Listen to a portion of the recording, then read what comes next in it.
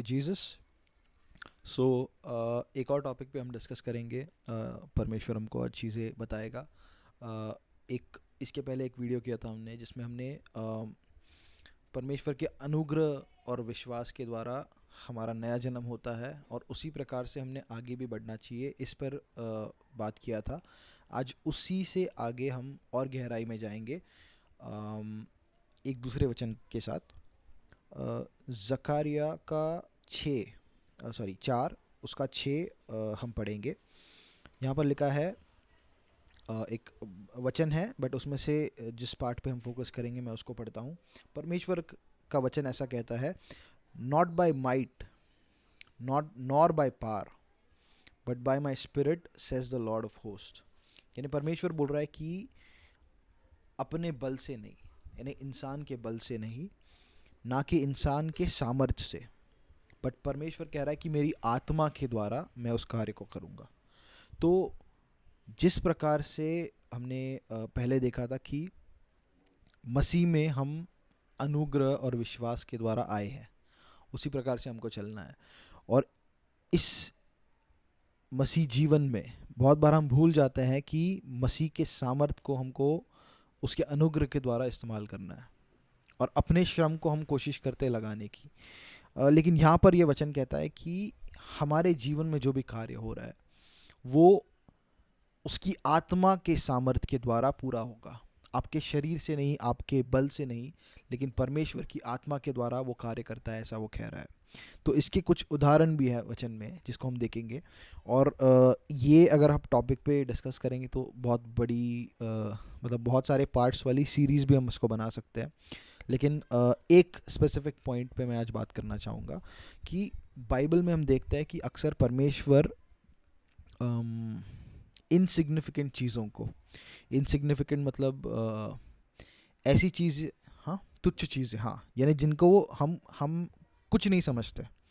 जैसे एक फटा हुआ कागज़ अगर है, एक मुरझाया हुआ कागज़ है जिसको हमने फाड़ दिया है, बहुत उसको पैरों के नीचे रौंदा है, तो उसका कोई वैल्यू नहीं है हमारी नज़रों में, तुच्छ है वो, है ना। क्योंकि उससे लेकर मैं उस पर कुछ लिख नहीं सकता हूँ, उससे कुछ अच्छा बना नहीं सकता हूँ, उससे नाव बना के पानी में मैं तैर नहीं सकता हूँ, या उससे प्लेन बना के, विमान बना के मैं उड़ा नहीं सकता हूँ। मतलब वो तुच्छ है, मेरे किसी काम का नहीं है। बट हम बाइबल में देखते हैं कि अक्सर परमेश्वर ऐसी चीज़ों को इस्तेमाल करता है ना। मैं गौर कीजिए, मैं चीज़ों के बारे में बात कर रहा हूँ। तुच्छ लोगों को भी परमेश्वर इस्तेमाल करता है, उसके लिए शायद हम एक दूसरा पार्ट करेंगे, बट यहाँ पर स्पेसिफिकली मैं चीज़ों की बात कर रहा हूँ। क्यों, इस पे हम आगे बढ़ेंगे। कुछ दिनों पहले मैं ऑफिस में नीचे खड़ा था, हम कहीं लंच के लिए जा रहे थे, तो ऐसी एक ख्याल मेरे मन में आया कि परमेश्वर अक्सर तुच्छ चीज़ों को इस्तेमाल करके महानता को उसमें से लेकर आता है ना। बाइबल में ऐसे बहुत सारे एग्जाम्पल्स हैं और ये बताने के पीछे का मेरा मकसद ये है, मकसद पहले बता देता हूँ, कि बहुत बार हमको लगता है कि मेरे पास जो है टैलेंट है, या टैलेंट नहीं भी है, कोई कला है नहीं है, एजुकेशन है नहीं है, नौकरी है नहीं है, बिजनेस है नहीं है। बहुत बार हम समझते हैं कि ये जो चीज़ है बहुत बहुत छोटी है, ये जब तक बड़ी नहीं बनती है तब तक शायद इसमें से कुछ फ़ायदा नहीं होगा मुझे, है ना। इनकम शायद नहीं जनरेट होगी, या आगे मैं नहीं बढ़ पाऊँगा जीवन में। मुझे कुछ करके इस चीज़ को बड़ा करना पड़ेगा, तब जाके ये उस लायक होगा कि इसको इस्तेमाल करके इसमें से कोई आमदनी लाई जा सकती है या कोई बड़ा कार्य हो सकता है। लेकिन अक्सर हम बाइबल में देखते हैं परमेश्वर ने इसका एकदम उल्टा किया।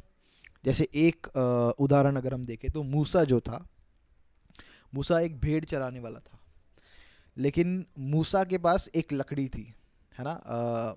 एग्जोडस में अगर आप पढ़ोगे तो वहाँ पर बहुत खूबसूरत ये कहानी है, डरावनी भी है, कि मूसा के पास जो लकड़ी होती है, परमेश्वर उसको चुन रहा होता है। परमेश्वर बोलता है कि मैं तुझे लेकर मेरे लोगों को आज़ाद करने वाला हूँ, और इसके चिन्ह के तौर पे परमेश्वर उसको बोलता है, उस जो लकड़ी तेरे हाथ में है उसको फेंक दे। और जो ये लकड़ी होती है, ये कोई स्पेशल लकड़ी नहीं होती है ना। क्योंकि पहाड़ी इलाका है तो उस पर चल के पहाड़ पे चढ़ने के लिए या रास्ते में चलने के लिए, सपोर्ट के लिए मूसा इस लकड़ी का इस्तेमाल करता होगा, या शायद जो भेड़ बकरी है उनको एक लाइन में रखने के लिए, या अगर कोई डाली है उसको तोड़ के देने के लिए, वो एक साधारण लकड़ी थी। लेकिन उस लकड़ी को जब मूसा उठाकर परमेश्वर के सामने डालता है तो वो सांप बन जाती है, और परमेश्वर बोलता है अभी इसको अपने पूंछ से पकड़ के उठा। तो वो कहानी में हम ज़्यादा डिटेल में नहीं जाएंगे, लेकिन इसका समरी ये है कि वो लकड़ी जो एकदम साधारण थी, जब मूसा के हाथ में थी तो एक साधारण लकड़ी थी, लेकिन जब उसने उसको उठाकर परमेश्वर के हाथ में डाला, परमेश्वर को दे दिया, और फिर जब परमेश्वर ने बोला कि ये फिर से इसको पूंछ से उठा, है ना, जब वो सांप बन गया तो पूंछ से उठा, यानी एक सरेंडर हमको वहाँ पे दिखता है। क्योंकि अगर आप सांप के बारे में जानते हो तो उसको पूंछ से उठाने पर वो आपको मुड़ के काट सकता है।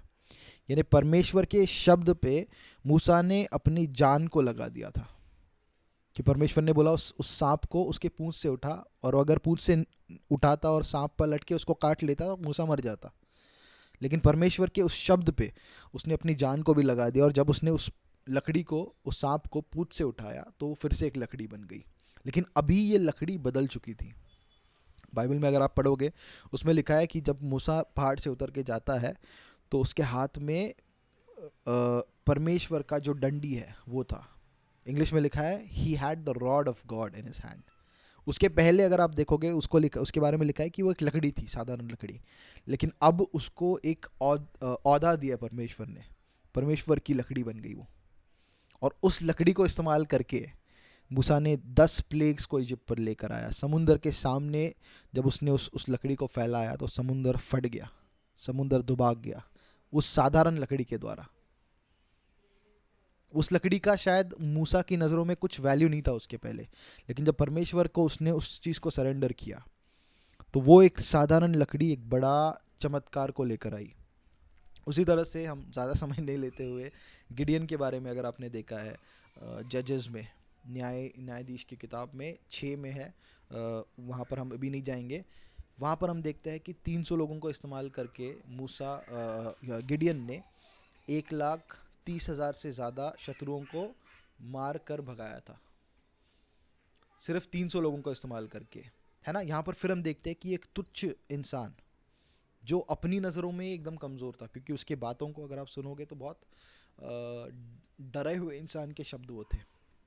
ऐसे इंसान को परमेश्वर ने लेकर एक योद्धा बनाया, और उसके साथ 300 लोग जाकर उन्होंने सारे शत्रुओं को ख़त्म करके वो जीत परमेश्वर ने ऐसी लाई कि अगले 7 दिनों तक, जब ये जंग जीत गए थे तो 7 दिनों तक इनको सिर्फ जाकर जो लूट का सामान था उसको बटोरने में 7 दिन लग गए। ऐसा विजय परमेश्वर लेकर आया था। उसके बाद में हम देखते हैं कि एक दूसरा राजा था यहोशाफात, जिसको परमेश्वर ने बोला था कि इस जंग को मैं जीतूंगा, और उस जंग को जीतने के लिए उसने परमेश्वर के उस शब्द पे ऐसा विश्वास किया कि अपनी जान को उसने परमेश्वर के हाथ में डाल दिया फिर से। और हम देखते हैं कि उसके पास जो सेना थी, उस सेना को लेकर जब इस जंग पे जा रहा था तो उसने सेना के आगे आराधना करने वालों को रखा था, यानी जो आराधना कर रहे थे, जो उनकी वर्शिप टीम थी, उसको उसने सेना में सबसे आगे रखा था। क्यों? क्योंकि वो जानता था कि उसको एक भी तीर चलाना नहीं पड़ेगा। ऐसा विश्वास उसने परमेश्वर के वचन पे किया था। और इसके खिलाफ अलग अलग देश के राजा आए थे जो इससे कई गुना ज़्यादा ताकतवर थे। तो ये फिर से एक सिचुएशन देखते हैं जहाँ पर एक तुच्छ सेना है, कमज़ोर है, उसको परमेश्वर ने इस्तेमाल किया और अपने सामर्थ्य से शत्रु को हराया। फिर हम देखते हैं कि 2 विधवा बाइबल में है ना, दोनों को अलग अलग नहीं बताने की जगह पे एक ही बार में मैं बताऊंगा। एक विधवा एलाइजा उससे मिलता है, और एक दूसरी विधवा जो होती है उससे एलाइजा का चेला जो है एलीशा वो मिलता है। और दोनों के केस में हम देखते हैं जो जिससे एलाइजा मिलता है उसके पास थोड़ा सा आटा होता है, थोड़ा सा तेल होता है, और वो उस तेल को जब परमेश्वर के हाथ में देती है तो वो मल्टीप्लाई होकर पूरे 3 साल तक उसको हर रोज़ वो आटा और तेल खाना खिलाता है। सिर्फ उसको नहीं, उसके परिवार के लोगों को भी, और एलिया को भी। और दूसरी जो विधवा होती है वो कर्जे में होती है, क्योंकि उसका पति कर्जा लेकर मर गया होता है। लेकिन जब एलीशा उससे मिलता है, एलीशा उसको पूछता है कि तेरे घर में क्या है, तेरे हाथ में क्या है, और वो बोलती कुछ भी नहीं है, सिर्फ थोड़ा सा तेल है। और परमेश्वर इस थोड़े से तुच्छ तेल को, आप सोच सकते हो कितना थोड़ा तेल था कि वो शायद बर्तन में ही लगाओ, परमेश्वर उस तुच्छ तेल को लेकर जब एलिया की शब्द को ये स्त्री सुनती है, एलिया इसको बोलता है कि जाकर अपने घर में सब जो तेरे पड़ोसी है उनसे बर्तनों को इकट्ठा कर और उसमें तेल डालना शुरू कर। और जब ये करती है तो वो तुच्छ तेल, मैंने वो यूजलेस तेल जिससे शायद एक दिन का भी उनका खाना बन पाता है या नहीं पता नहीं हमको, वो तेल को लेकर वो जब डालने लगती है तो सारे बड़े बड़े बर्तन जो है वो भर जाते हैं। और उस तुच्छ तेल यानी जिसका जिसका कोई वैल्यू नहीं था, जिस जिस जो इतने कम मात्रा में था कि उससे किसी का भी पेट नहीं भरता, उस तेल को इस्तेमाल करके परमेश्वर ने इस औरत का ना सिर्फ कर्जा ख़त्म किया, लेकिन इस औरत को और इसके बच्चों को पूरा रिटायरमेंट का अमाउंट उस पैसों से आ गया। क्योंकि एलिया के केस में जब हम देखते, एलाइजा उसके केस में जब हम देखते तो वो कहता है कि ये आटा और तेल जब तक अकाल बना रह रहा है तब तक ये ख़त्म नहीं होगा। यानी अकाल जब ख़त्म हो गया था, जब बारिश आई तो उसका मतलब वो आटा और तेल मल्टीप्लाई होना बंद हो गया था। लेकिन इस स्त्री के केस में हम देखते हैं एलिशा जो है वो इसको बोलता है कि अब वो तेल जो तूने बेचा है, जो जमा किया है, उसको बेच और उसमें से जो पैसे आएंगे उससे अपने कर्जे को चुकाओ और बचे हुए पैसे पे तू और तेरे बच्चे जीते रहो। इसने इस पे एक्सपायरी डेट नहीं दिया। इसका मतलब क्या, उसमें इतने पैसे थे कि ये औरत हमेशा के लिए उस पैसों पे जी सकती थी। तो हम जानते हैं आज ऐसे बहुत सारे एग्जाम्पल्स हैं जिनमें मैं आज नहीं जाऊंगा, नहीं तो ये वीडियो बहुत बड़ा हो जाएगा। जैसे अब्राहम हो गया, उसके शरीर के बारे में हम देखते हैं। या फिर अब्राहम का बेटा इसहाक हो गया, उसने ऐसे ज़मीन में बीज डाला जहाँ पर पानी नहीं था, अकाल पड़ा था। आपने अगर फोटोज़ देखे अकाल वाले ज़मीन के तो कैसे फटा हुआ होता है ज़मीन, वैसे ज़मीन में उसने बीज डाला था। फिर हम देखते हैं